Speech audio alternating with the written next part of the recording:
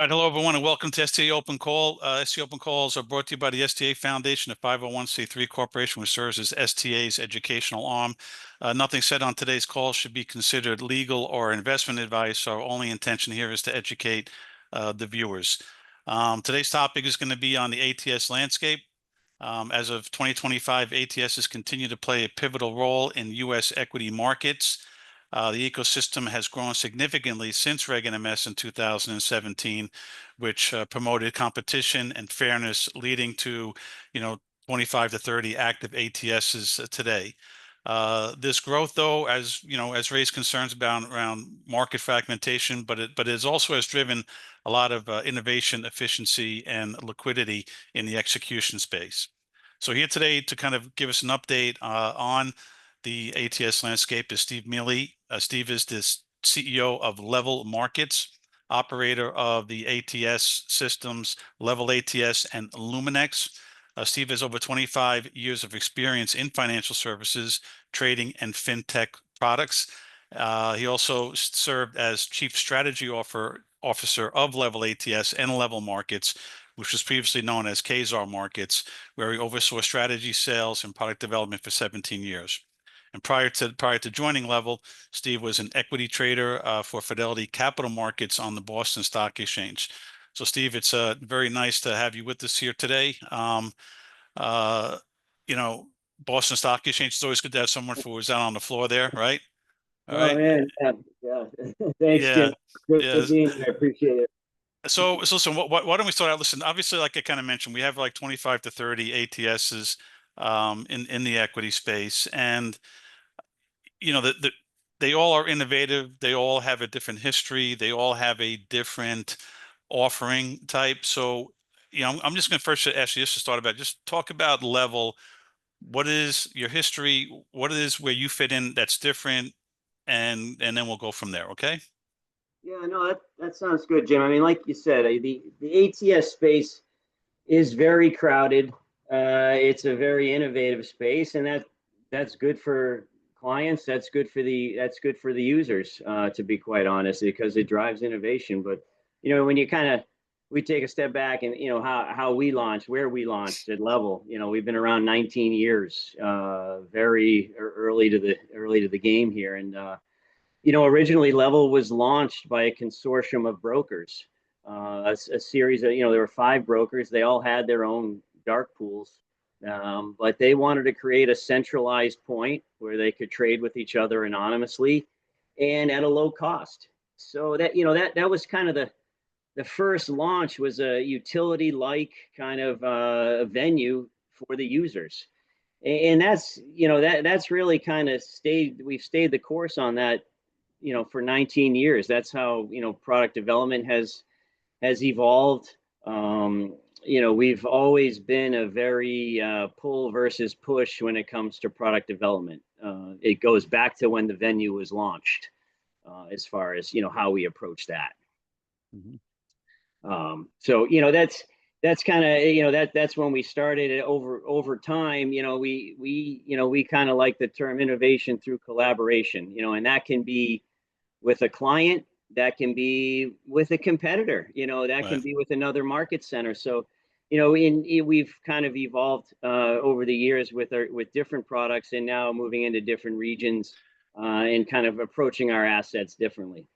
Yeah, so I mean, obviously, listen, you had a lot of the benefits of being the first mover in the space, but this obviously there's been a lot of innovation in here, right? You've a lot of competition, a lot of innovation on it, and it does seem that ATSs in general, when they do start, there are other offerings and products and stuff that they tend to offer to their clients afterwards. So what are some of the other things that you're kind of doing besides just providing like a crossing network and and so on?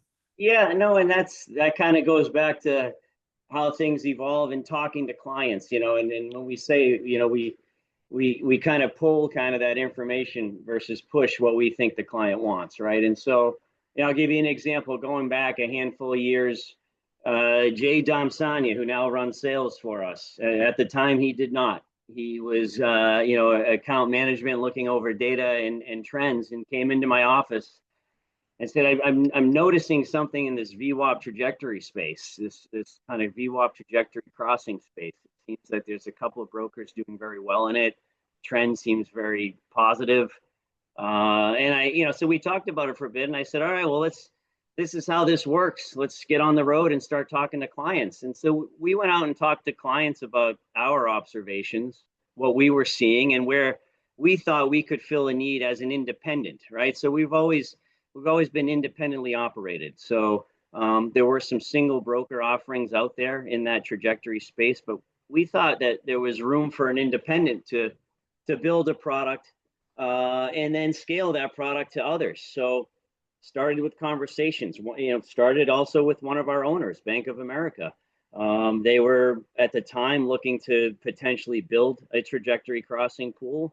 We approached them with this thought, and that got them thinking. And so then you start this kind of collaborative effort where B of A is thinking, well, maybe if you guys build it the way we're looking to operate it, then that gets us time to market and we lower some costs and so forth. And so, we roundabout way, we end up working with B of A and some other brokers to build this product that they can use to internalize, or they can trade with other market participants that are also looking for the VWAP benchmark. So it becomes like we say, innovation through collaboration is a product that, it was out there, but it wasn't out there this way. And it was working with clients that enabled us to put bring a product to market that was then scalable to other clients. So that's just kind of how we've approached it. That's different. And it's not necessarily something where we sat in a room and thought, okay, what does the client base want? We get out and we talk to them. Yeah.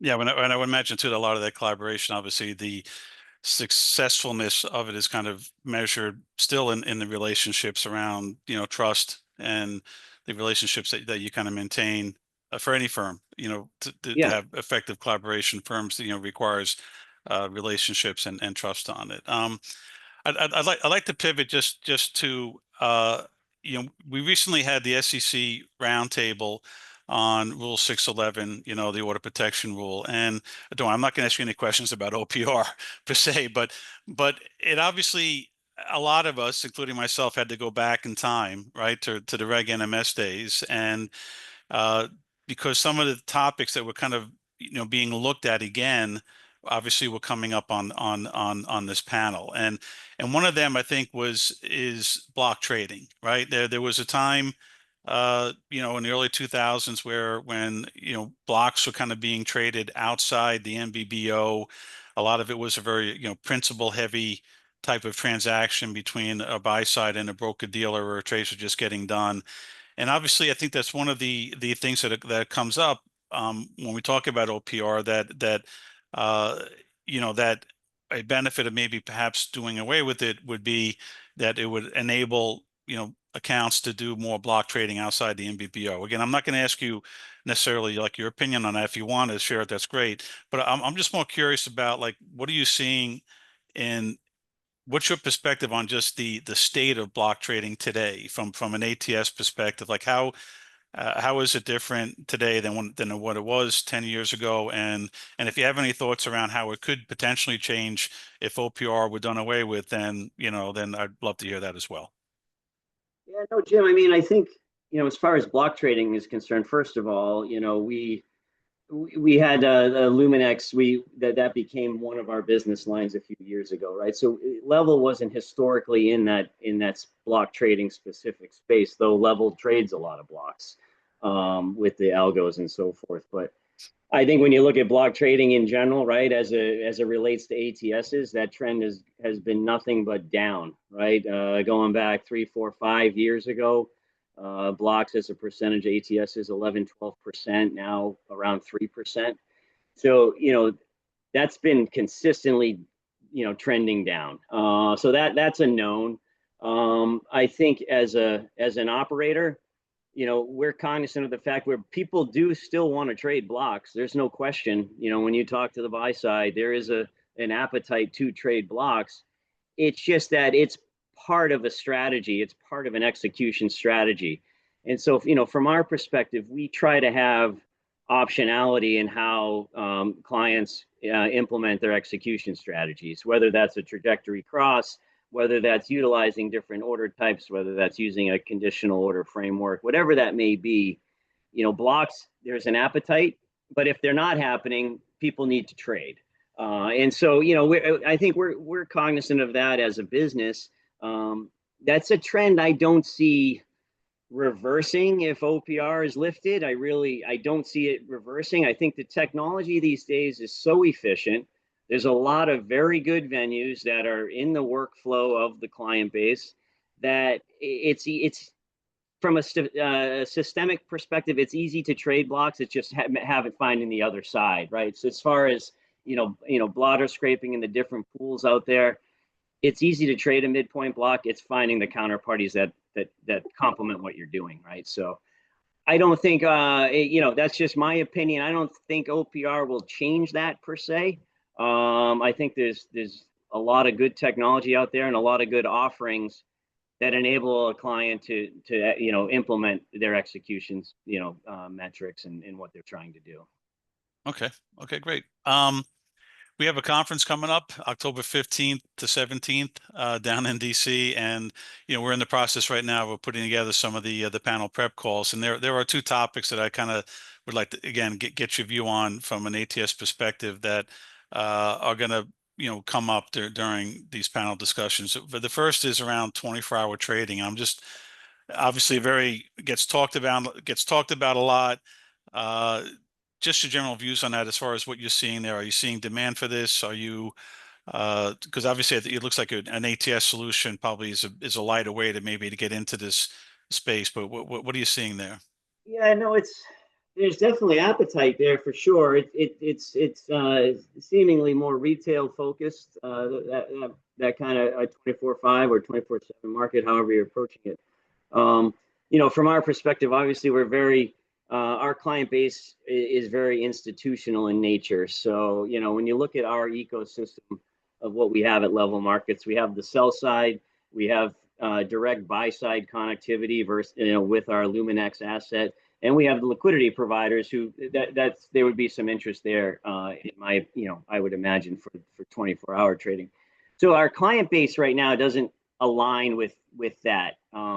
However, that can evolve. Obviously, we're positioned well where we could potentially partner. I mean, there's other models out there that are launching, Bruce ATS, Blue Ocean, et cetera. So there's other models out there. The exchanges obviously are going to get into that space. So we don't necessarily need to rush in as an ATS operator, but we could potentially, I could see us potentially collaborating with an existing market center with our client base, should that appetite switch, or at least increase, I should say. So I'd say in the near term, I don't see us moving there. We have, we have one of our owners is NASDAQ. They're firmly, they'll be making a move there. They operate the Bruce ATS. So we feel that there's options for us to enter that space without launching something. Mm-hmm. Well, another topic that's going to be coming up is obviously the topic of private rooms on here, and private rooms as a means of segmentation on this. So,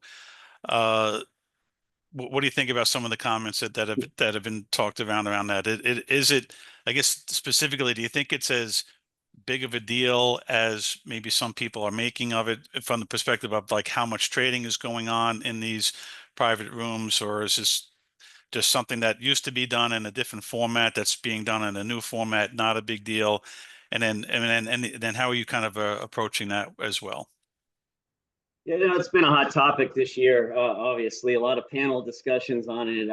It's something that we've done for 19 years. It's really the ATS structure was such that you could choose your counterparties, choose your trading partners, we used to say when we launched. So we had versions of bilateral trading, multilateral trading that we started out with. Then we moved into segmentation, where you're segmenting buckets of clients. And so it's something we've done for a while. Obviously, the volumes are reported, and FINRA, you have to, there's a certain regulatory framework that you have to follow as an ATS that we follow. I don't think, in my opinion, I don't think the industry thought this was as big a topic as potentially some of the press did. But that's my opinion. Yeah, It's in seeing it over the year. It seemed that when you talk to practitioners, users, heads of desks, these are mechanisms that are very good. Very the broker dealers use them appropriately, and so I think it was interesting. I think because more pools started to do it too, Jim. I think that was a big part of it too. So people were out talking about it, and we don't have an axe to grind in it. We've done it for a while, and it's a good offering now. I think the other piece too is with Reg ATSN, right? It's like from a regulatory perspective, there's a very good regulatory framework in place for the ATSs that has to be followed. So there's a consistency, and I think that's where some of the issue could have arisen, is that how someone operates a hosted room. If there isn't consistency in how that's defined, then once you start kind of ad hoc reporting volumes in these things, yeah, it could be very challenging for an end user. And so that our kind of thought was that there needs to be consistency in how things are defined. Very when you get into fixed protocol and nuances around how an order matches, it can be very different. And so I think that consistency is very important when you're talking about defining what exactly is a hosted room, right? So yeah. I think one thing that we probably would like to see is a little bit consistency, more like the transparency, maybe breaking out the different types of flows, rather than just an ATS reporting just their volumes. Like, I think it's hard for us to have a conversation on it without having like good data as far as like, no, well, yes, we did 1 million shares last quarter, and 150,000 of it were in, were in private rooms or something. But just a little bit more transparency or breakout probably would help uh, the conversation, be more constructive around the topic on it. yeah, and I think sometimes you'll hear some people say, well, let's also look at the volume that we're talking about too. When you look at like the dark pool volume and then the percentage of that volume that could be hosted rooms, really getting down to into a negligible amount of volume, versus the entire landscape. So I think Mhm. where this stuff is very transparent, in that if a client calls a broker, asks the broker how they're engaging with the pools, what kinds of liquidity they're and that's really kind of the conversation, is when you're trying to kind of look at the lay of the land there. Mhm. All right. Um, Well, listen, we have time for, we've gone through all our questions because, you were supposed to talk more about level ATS on the first one. I kind of carved out like 7 minutes for that alone. So is there anything that you want to, bring up? Anything, uh, you know, where are we a year from now? If we're having this call a year from now, is the flow to off exchange, is that still happening? Do you have, I don't know if you're following anything, it seems, I'll just throw something out there. I mean, it does, we have a new chair at the SEC. It does seem like he is looking to harmonize the equity markets and the tokenization markets. And I think he's also maybe looking to maybe level a playing field between exchanges and ATSs. I mean, is there anything that you want to talk about as far as what you're kind of looking at for the next year or so, as far as things that, changes that may or may not happen? well, Jim, like we talked about before we got on here, I'm not a big infomercial guy, as I, far I as know. but I will say, so there's a couple things that that obviously we're excited about here at Level Markets. So Yeah. we're moving. We've got some collaborations where we're increasing kind of our global reach. We're doing a joint collaboration with Turquoise in Europe, which will be launching in November of this year. We're doing the same thing in Canada. So what those are, and this is kind of when we talk about the assets that we have at Level Markets. Luminex basically as a gateway to the buy side. That's a direct connectivity to the buy side, blotter scraping, a workflow solution.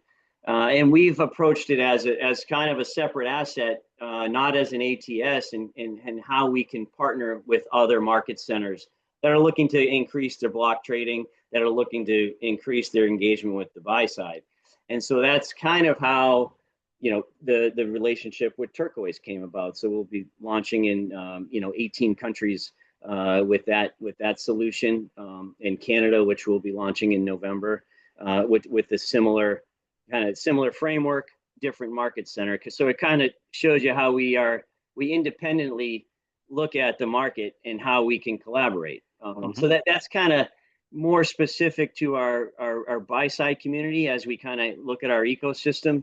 And then, as far as levels concerned, we just a few weeks ago launched a new framework. You mentioned segmentation, so a new framework for counterparty filtering. And when we take a step back and kind of look at the lay of the land, some of the ATSs, some of the other pools of liquidity, some of them are trying to find the optimal time to trade. Whether that's a speed bump, whether that's utilizing AI in a mini auction, or whatever that may be. It's kind of finding counterparties that will match, and then the optimal time to match them. We took a step back and kind of have a different approach, where we will utilize a client's execution quality metrics. So basically, every client assesses a venue. They assess their brokers. Everyone uses data to assess their endpoint. What we're doing now is utilizing those metrics, client-driven metrics, to then align that with their counterparty experience with filtering. So it's a very data-driven, very specific approach to basically aligning the pool of liquidity with your objectives. So this was a framework we just launched 3 weeks ago. Early on, when you kind of say, what do I see for the next year? I think this is something that we're very excited about. The early adopters, or the clients that are utilizing this new framework, feedback has been phenomenal. And I see now that kind of being a new way, a paradigm shift, really, in how people approach engaging with a venue. So that's something we're very excited about. The sales team's actively, speaking with clients on that. But conceptually, like, matching an objective with the counterparties is very logical. It just hadn't been done. And now we have a framework in place. It took a while. It was probably a good, well over a year build, as from a tech standpoint, but that's something we're very excited about as well. So not to talk the book, but there's a lot. We got a lot going on. When we merged with Luminex 3 years ago, we had to merge the businesses. So then all of a sudden we have this complete, like we say, this ecosystem of liquidity providers, sell side, buy side, all in one spot. So then really the goal is, how do we deploy those different assets in a different manner, so that we can, whether it's equities globally, maybe it's another asset class, whatever that may be, we have a very unique highway and a very unique client base now in one spot. So that, we're really kind of focusing on how we can kind of decouple certain assets like Luminex and rethink it, and how we can deploy these assets differently. Okay, well, that's great. Okay, we're gonna wrap it up right there then. So I want to thank you for taking time out to talk to us about the space. Obviously, thanks for your support. We look forward to seeing you down in DC. And thanks again for coming on today.